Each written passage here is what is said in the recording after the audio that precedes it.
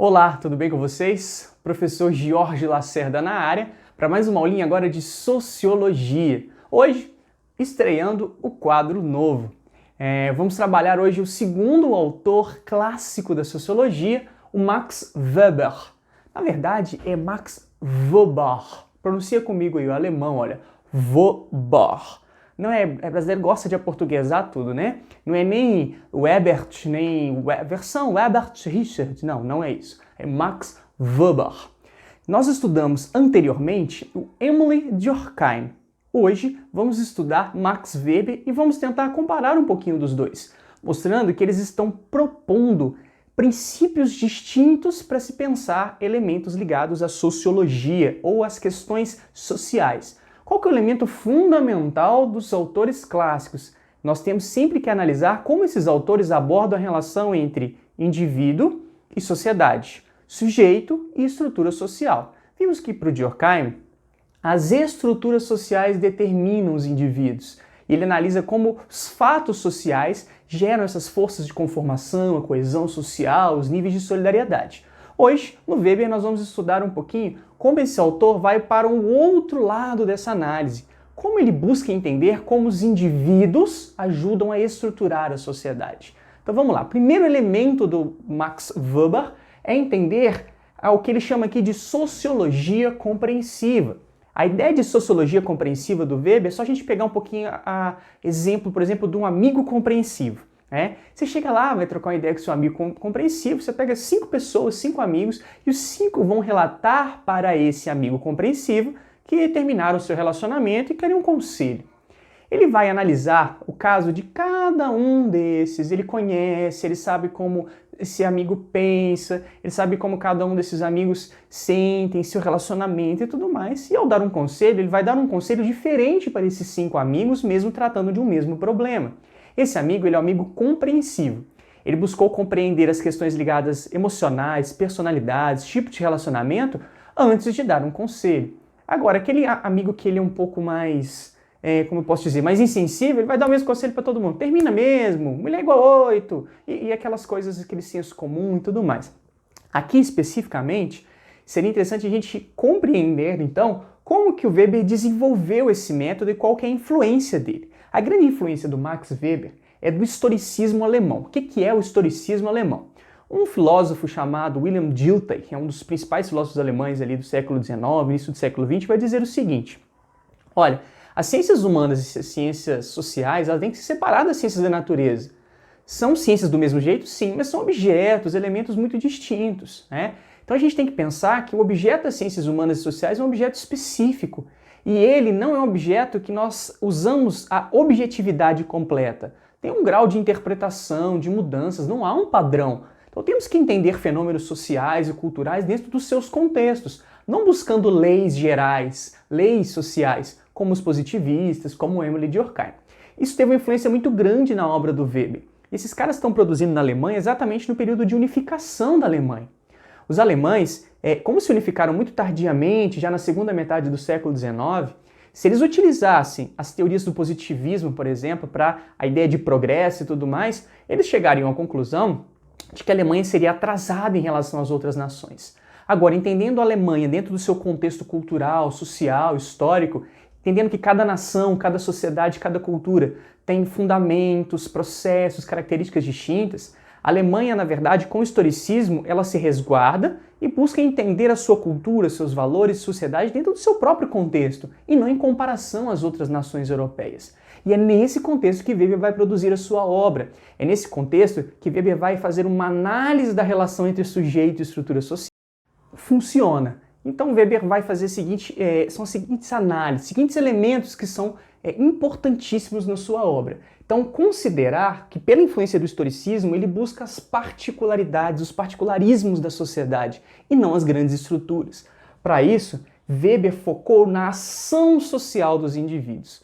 Para Weber, todo indivíduo ele racionaliza, interpreta a realidade e, ao agir socialmente, ele não é só influenciado pelas estruturas sociais, ele também cria um universo de significados. Esse universo de significados coloca o agente, o ser social, não apenas como passivo, mas também como alguém ativo no processo de construção da sociedade.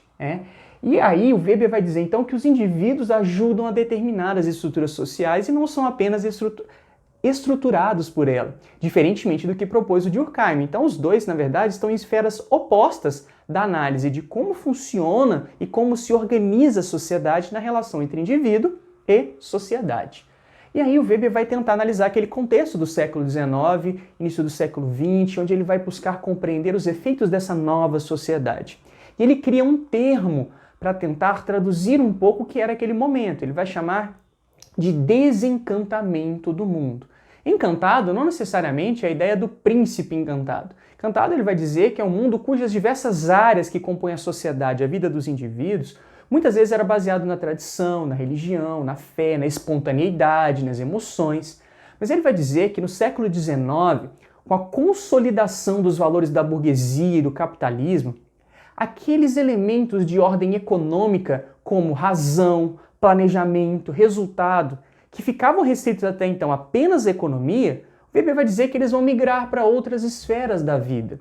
Então esses valores, por exemplo, como cálculo, previsão, custo-benefício, que nós fazemos quando tratamos de um negócio, das relações financeiras e econômicas, o Weber diz que isso vai migrar para áreas da vida como a religião, as áreas afetivas. Se a gente traduz isso um pouco hoje, faz certo sentido. Exemplo, nós não falamos só de amizade, nós falamos de network. Quer dizer, como que relacionar com as pessoas pode me trazer algo objetivo, um resultado real na minha vida profissional, por exemplo. Nós, por exemplo, não falamos mais apenas de ter família, falamos de planejamento familiar. As ações elas têm relacionado um custo-benefício dos seus resultados. Você está assistindo essa aula aqui agora por quê? Porque você me ama? Pode ser também, ó, coraçãozinho para você. Agora, você também está assistindo essa aula porque você está pensando assim, olha, tem o Enem no fim do ano, tem vestibular. Se eu perco um tempo assistindo essa aula do professor, eu posso acertar uma questão e isso pode me dar um resultado legal, passar no curso que eu quero. Peraí, o custo-benefício de assistir essa aula chata desse professor, aí ó, vai valer a pena, então eu vou fazer. Você não está assistindo essa aula só pelo prazer de assistir, você não estaria fazendo outra coisa, você está medindo por custo-benefício. E o Weber vai dizer que isso é uma racionalização do mundo moderno, onde a ação social pautada no planejamento e no resultado, vão tomar lugar de quase todas as esferas da vida. Então a religião ela não vai tratar só de aspectos da religião, ela quer tratar de aspectos práticos da vida dos indivíduos. Então o cara que vai ao culto, por exemplo, à missa, ele não quer só falar de arrependimento, que Jesus veio para salvar, não. Esse cara quer saber como que a Bíblia pode ajudar ele a ser um melhor profissional amanhã, melhor pai de família, melhor marido, esposo, enfim. Esses elementos práticos, ele vai dizendo que o mundo vai ficando cada vez mais racionalizado e cada vez mais as diversas áreas da vida vão incorporando esses novos valores.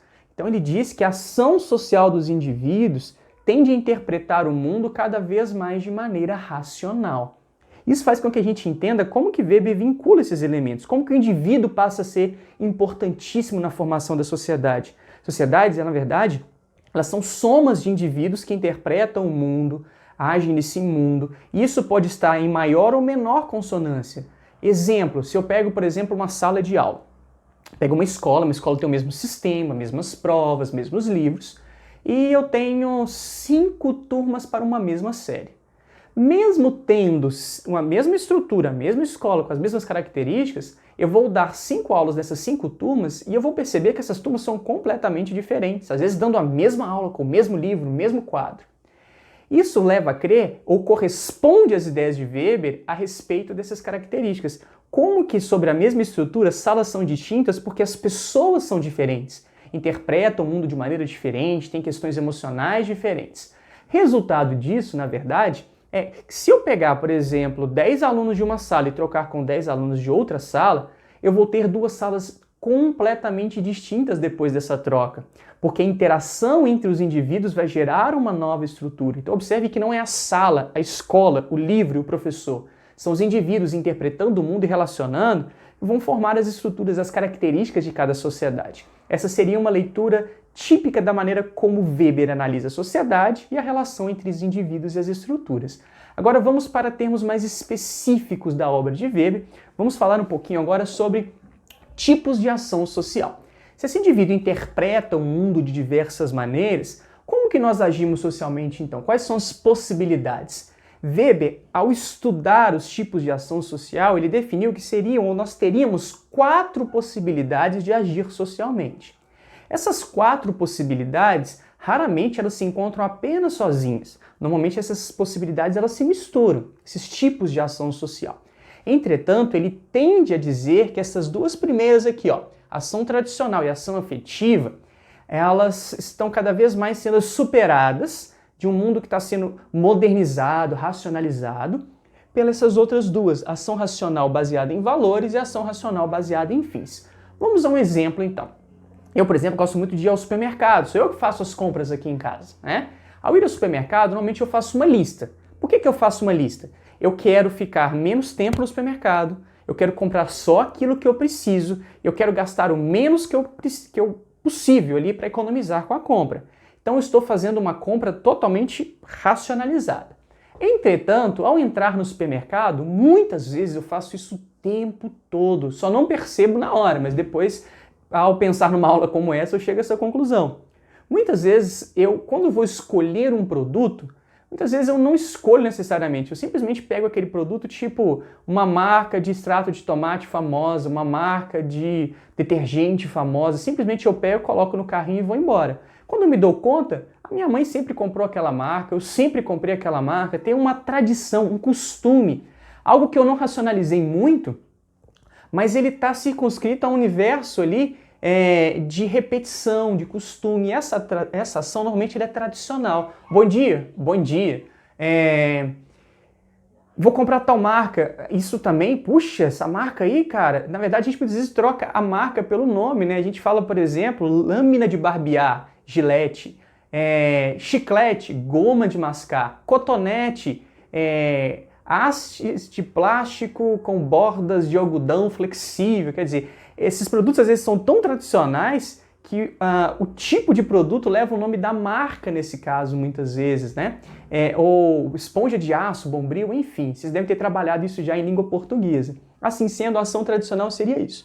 Digamos agora que eu estou morrendo de fome, passei na seção de chocolate e de chips, e quando eu estou naquela seção ali, de repente eu, sei lá, estou morrendo de fome, pego um chips caro demais, um chocolate caro, um Ferrero Rocher, qualquer outra coisa e jogo no carrinho.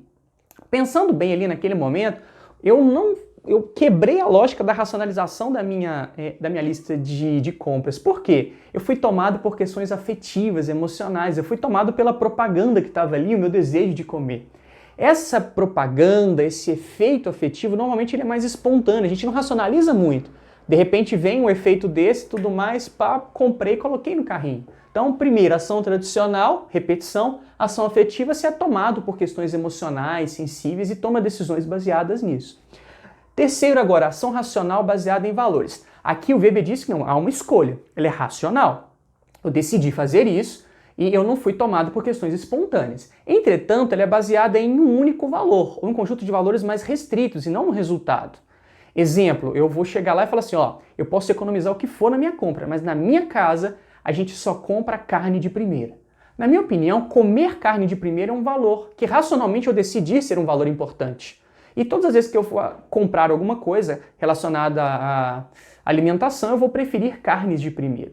Esses valores eles estão relacionados a muitos valores da vida, como a ética, como as questões religiosas, por exemplo, como acreditar que valores como a família são importantes. Exemplo, vamos pegar o exemplo da ética. Digamos que eu entrei numa padaria, comprei alguma coisa, e aí eu recebi um troco a mais. Só que eu só percebi isso quando estava na esquina, voltando para casa. Quando eu recebi aquele troco a mais, que eu olhei, então essa decisão que eu vou tomar, ela está pautada em valores racionais. Exemplo, se eu tenho como valor a ética e os princípios, eu vou pegar aquele troco e falar, não, esse troco não é meu, esse dinheiro veio a mais, vou devolver esses R$20 para o caixa, até porque, além da questão ética, esse cara pode ser descontado do salário dele. Agora não, para mim, o valor importante é a esperteza. Eu acho que em todas as situações eu tenho que ser esperto, eu tenho que tomar vantagem em tudo. Isso é bom, é benéfico, é racional. Eu olho para o troco e falo assim, o problema é da padaria, eles erraram, antes eles do que eu. E sem constrangimento nenhum eu coloco o dinheiro no bolso e vou para casa. Nas duas situações, essa foi uma ação racional, não foi espontânea, esqueci o dinheiro.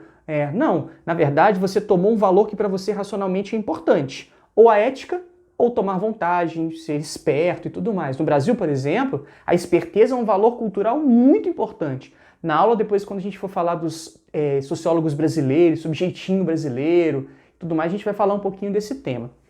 Por último, ação racional baseada em fins. Lembra aquela lista que eu fiz lá no início? Qual que era a ideia da lista? Ganhar tempo, comprar só o que eu precisava e economizar o máximo possível. Quando eu fiz a lista, eu estava pautando a compra, o ato de ir comprar alguma coisa no supermercado, em uma ação racional baseada em fins. O fim é, eu já vou planejar antes, imaginando o resultado final, e espero que esse resultado final seja racionalmente o melhor resultado para mim, baseado em cálculo, previsão, custo-benefício. Observe como esses temas são de ordem econômica, mas a gente usa ele o tempo inteiro nas nossas ações cotidianas. Observe que por mais que eu tenha planejado, e a tendência é essa, que as pessoas planejem economicamente, que o ato de comprar, organizar as finanças é algo hoje extremamente comum entre as famílias, as outras áreas elas acabaram estando presentes na minha ação de ir comprar algo. Mas Weber diz que tende a prevalecer cada vez mais na sociedade moderna uma ação racional baseada em fins. E aqui a gente chega então a um conceito fundamental na obra de Weber, que é um método de pesquisa sociológica que ele chama de tipo ideal. Quando ele cria esses tipos de ação tradicional, eles não são um fim em si mesmo, não é um objetivo, olha, a partir de hoje então todo mundo tem que agir racionalmente baseado em fins. Não. Ele vai criando características com elementos comuns e vai criando ali uma tipologia de referência. Então, quando ele fala existe um tipo tradicional, ele observou características que mostram que existe uma maneira de agir baseada na tradição, nas questões emocionais, na questão do racional baseado em valores, racional baseado em fins. Ele chamou isso de tipo ideal. Tipo ideal para ele é uma metodologia sociológica científica. O que ele faz? Se, diferentemente do Durkheim, que analisa as estruturas sociais, ele quer analisar o que motiva os indivíduos, seria muito difícil estudar indivíduo por indivíduo. Imagina fazer uma pesquisa sociológica na China, não ia ter fim nunca, é gente demais, é impossível.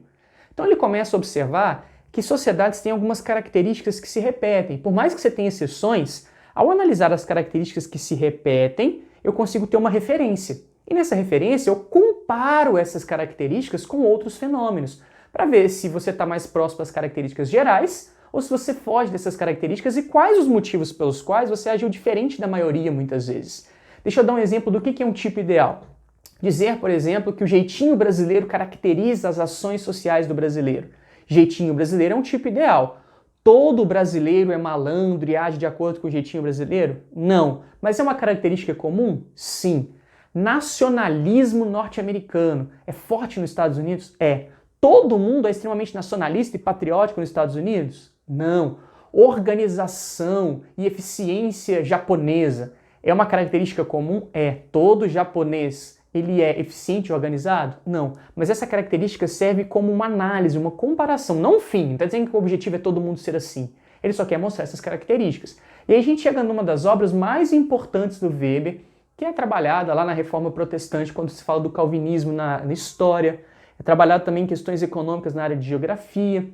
Agora a gente vai analisar aqui na sociologia o que ele chama do livro dele, A Ética Protestante e o Espírito do Capitalismo. Qual que era a intenção do Weber nesse livro? Eu quero entender como o capitalismo se desenvolveu no Ocidente. Depois ele também faz análises do capitalismo oriental. Ele chega à seguinte conclusão: olha, alguns países desenvolveram mais o capitalismo e outros países desenvolveram menos o capitalismo. Por que isso? Ele mostra, países até mesmo que nasceram como colônias europeias têm um capitalismo mais desenvolvido do que as, teoricamente, potências europeias. E ele vai fazendo uma análise, fazendo um mapa, e ele falou assim, tem que criar, então, uma tipologia para isso. Existem tipos de capitalismo? Não. Então vamos analisar o que eles têm de diferente, esses países. E nessa análise ele percebeu que países que eram ou tiveram raízes católicas menos modificadas tinham o capitalismo industrial menos desenvolvido. E que países que tinham, de alguma forma, tido interferência ou desenvolvido mais aspectos ligados ao protestantismo, tinham um capitalismo industrial mais desenvolvido. Então Weber falou, vou focar na religião. Vamos analisar então as características ideais do católico e do protestante. Ao fazer essa análise, ele chegou à seguinte conclusão, olha, primeiro vamos analisar o capitalismo. O capitalismo depende de quê? Trabalho, livre iniciativa, investimento, lucro, crédito, enfim, custo-benefício, medir, resultados. Beleza, esse é o capitalismo. Vamos analisar as religiões agora. O catolicismo é de final da Idade Média, início da Era Moderna. O catolicismo ele estava muito relacionado a uma sociedade ainda feudal que desvalorizava o trabalho manual, que não valorizava a riqueza vinda que não fosse do privilégio, estava muito ligado àquilo. Condenava-se, do ponto de vista doutrinário, aspectos ligados a lucro, empréstimo a juros. Então, se eu pego os valores do catolicismo e vou com os valores do capitalismo, eles se chocam, não tem como dar certo. Agora, surge dentro do protestantismo uma corrente chamada calvinismo, originária de um dos reformadores chamado João Calvino. Dentre vários princípios da obra de João Calvino, está um chamado, que ele chama de teoria da predestinação, ou teologia da predestinação. O que ele diz isso? Isso é baseado em textos bíblicos. Ele diz que, segundo textos bíblicos, alguns indivíduos, ou os indivíduos, na verdade, eles já são predestinados ao céu ou ao inferno antes do seu nascimento. Se Deus é onipresente, onipotente, onisciente, ele já sabe se você vai ou não. Então, em vida, você tem que buscar saber se você é salvo ou não, mostrando quais seriam, nos elementos práticos da sua vida, esses sinais de salvação. Dentro do protestantismo existem duas correntes, o arminianismo, que acha que a salvação é pela escolha do indivíduo, e o calvinismo, que acha que os indivíduos já são predestinados ao céu ou ao inferno. A questão é, quais seriam esses sinais? Digamos que eu sou um calvinista francês do século XVII, e eu frequento a igreja todo domingo com a minha família e tudo mais, entretanto, eu não sei se eu sou salvo. E aí, dentro dessa cultura religiosa calvinista, surge então o princípio de que se o indivíduo tem uma ética religiosa, voltado para o trabalho, para a família, e ele é próspero com essa ética e com esse princípio, isso é um sinal da sua salvação. Então observe que, diferentemente do catolicismo, o trabalho, a prosperidade, automaticamente o acúmulo de capital, o lucro, o crédito, esses valores do capitalismo, para o protestante calvinista, eles se enquadram um pouco melhor. Um pouco melhor não, né? Como uma luva, na verdade. Então ele consegue entender, por exemplo, como um país como os Estados Unidos, que é uma colônia e se torna independente no século XVIII, desenvolve tão bem o capitalismo industrial. Ele diz que esses valores, que estão muito arraigados na cultura e na sociedade americana, pela colonização, muito dela dependente dos protestantes calvinistas que foram para lá no século XVII, ele diz que isso dá para entender um pouco melhor esse fenômeno. Quer dizer que todo país com características protestantes desenvolve muito o capitalismo industrial, os católicos não? Não é necessariamente assim. Mas ele vai mostrando como que a interpretação religiosa do mundo interfere nas questões econômicas. E não é simplesmente uma estrutura que impõe o indivíduo. A religião ajuda o indivíduo a interpretar o mundo, a sociedade, e ele passa a agir baseado nesses valores. Ele vai chamar isso então de tipo ideal. E por fim, ele vai falar de outros tipos ideais ligados a relações de poder. Para o Weber, que ele vai chamar aqui de tipos de dominação, as relações de poder têm que ser uma relação consensual. Aquele que domina tem que ser legitimado por aquele que é dominado. Racionalmente, eu encontro algum elemento naquele que me domina para dizer assim, faz sentido. Mas quer dizer então que todo mundo é passivo diante de quem o domina? Não, mas tem tipos de domínios políticos, de poder, que funcionam mais ou menos. Ele vai dizer que isso depende da maneira como nós interpretamos essas relações e depende também um pouco das estruturas das sociedades. Então, a relação entre o indivíduo, o poder e as características da sociedade. Ele vai dizer que são 3 os tipos de dominação, que ele chama de uma dominação tradicional. Ela é baseada em elementos normalmente de uma sociedade um pouco mais conservadora, tradicional, onde o poder está vinculado a uma lista de características que aquele que exerce o poder deve ter para eu automaticamente reconhecer nele essa figura dessa relação de imposição, de poder, de dominação. Ele vai dar o exemplo do patriarcado. O patriarcado, que é muito comum, por exemplo, na colônia brasileira. Imagina as pessoas que exerciam poder sobre as outras. Como elas eram? Faz uma lista aí para mim. Homens de meia idade, brancos, descendentes de europeus, católicos, donos de terras, bem vestidos, tinham escravos. Então, se eu olho um camarada com essas características, ele não precisa nem ser um prefeito, um governador. Eu olho para ele e já vejo uma figura de poder, porque na mentalidade de uma sociedade patriarcal, quem detém essas características automaticamente é alguém importante que detém poder sobre o outro.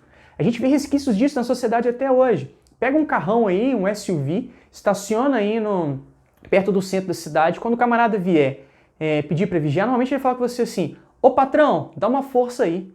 Parece uma coisa simples, trivial do cotidiano, mas tem uma carga histórica social nessa figura, nessa ideia do patrão. Ele enxergou em você provavelmente uma pessoa bem vestida, com um bom carro. Então você está numa relação superior a ele, não só econômica, mas social. Então ele se coloca numa situação de submissão. Além de precisar da grana que você pode entregar para ele no final, ele acredita também que você é superior a ele desse ponto de vista social e econômico. Ele vai chamar você de patrão. Essa mentalidade ele chama de dominação tradicional e o patriarcado é um bom exemplo. O segundo ele chama de carismática, dominação carismática. A gente associa muito carisma à simpatia. Nossa, fulano é tão carismático. Mas não necessariamente a simpatia tem a ver com a pessoa que é sempre sorridente, engraçada. Carisma tem a ver com a ideia de as características daquela pessoa me passam tanta confiança, eu gosto tanto dela e quero me aproximar dela que eu confio em quem ela é, como ela é. Então esse carisma vai de alguma forma envolvendo as pessoas. O professor carismático, exemplo, você chega numa sala de aula, você tem um professor mais tradicional, assim, sem muito vínculo afetivo com a turma, e um professor mais carismático. Aí vocês se comportam mal, vocês conversam muito. Ambos esses professores chamam a atenção de vocês em aulas distintas. O professor, às vezes, tradicionalzão, você vai ficar bravo. Nossa, esse cara é chato demais. O professor carismático, você vai falar assim, poxa vida, olha, o professor tem razão, a gente está conversando muito. Quer dizer, você confia tanto nele que ele chamou a atenção, você fala assim, ó, se ele chamou a atenção, realmente tem alguma coisa errada. Mas ele envolveu, ele passou uma confiança e por confiar neles, por essa relação que você tem com ele, normalmente ele pode chamar a atenção que a sua reação não vai ser ruim. Agora traz isso para o universo da política. Quantos não são os políticos que passam esse carisma discursando muito bem, sabendo abordar termos e termos que normalmente englobam essa relação emocional das pessoas, ideológica. Ao longo da história nós temos uma série de exemplos de bons governantes e de governantes ruins também, mas que eram carismáticos e tinham o apoio da população. Desde César, Alexandre o Grande, Napoleão, e até o Hitler é considerado um líder carismático. O Hitler, pessoal, tinha simpatia nenhuma, falava gritando Nein, Nein, Nein, fez aquele monte de atrocidade. Mas olha, o discurso, a estética do Hitler passava uma confiança que gerava um carisma na pessoa dele. Tanto que há quase uma celebração, um culto ao mito do líder, né? Observe como essa ideia de criar a noção de um adjetivo do líder como um mito, normalmente tem muito a ver com essa relação de carisma, né? O culto ao líder. Esse cara pode fazer o que for, eu confio nele. Ele pode cometer atrocidades, ele pode roubar, ele pode fazer o que for. Mas ele, na minha opinião, ele é inquestionável. No Brasil nós temos líderes que vão da esquerda para a direita, líderes que têm características distintas em aspectos ideológicos, mas que têm seguidores e pessoas que confiam na pessoa deles. Sejam líderes mais voltados para questões populares ou questões conservadoras, essa relação de carisma, ela gera essa confiança do eleitor. Esse cara pode fazer o que for nesse processo, que quanto mais ele gera esse vínculo de carisma, mais ele vai ser celebrado por aqueles que o seguem. O populismo tem muito disso, né? Apesar de ter uma crítica à ideia de populismo, muitas vezes ligada à noção de que eu não levo em consideração no populismo que o indivíduo também interpreta o mundo, ele é só influenciado pelo líder populista, mas normalmente o carisma é a base do populismo. E por último, o que ele chama aqui de elemento racional legal. Ele fala que com a organização dos estados nacionais, principalmente do século XIX para frente, os estados vão tendendo a ser mais modernos e eficientes, organizando uma burocracia, leis, regras, instituições, funcionários especializados, e que isso faz com que o próprio Estado moderno, organizado e burocrático já tenha por si só uma relação de poder. Agora, dá para a gente perceber isso pelaquela noção de cálculo custo e benefício. Por que, exemplo, eu chego na Suécia, chego lá e falo assim, o cara gosta de pagar imposto na Suécia. Ah, professor, gosta? Não, o sueco não reclama não. Ele paga 60% do que ele ganha em impostos e tem serviços públicos de altíssima qualidade. Então ele acha bom. Ele diz assim, se eu fosse pagar os mesmos serviços no serviço privado, eu gastaria 90% do meu salário, não sei se seria tão bom. Então eu estou feliz, confio no meu Estado é eficiente. Agora pergunta em países como o Brasil se o cara está feliz em pagar impostos. Ele tem uma carga tributária alta, só que o retorno de serviços públicos é muito ruim e ele tem que gastar uma grana em serviços privados para ter aquelas necessidades básicas atendidas. Então esse Estado, por ser menos eficiente, ele é mais criticado. Observe que normalmente a gente não fala só do governo, a gente fala do Estado. Quanto mais eficiente, mais ele se impõe como uma relação de poder, mais credibilidade ele tem. Então a comparação entre Suécia e Brasil é bem pertinente. Moçada, nós vimos aqui então quase todos os principais temas do Weber, desde a sua concepção sociológica, suas influências e os principais teorias e princípios. Espero que tenham compreendido. Força na peruca aí, manda ver nos estudos. Daqui a pouquinho a gente se encontra para outro vídeo com novos temas.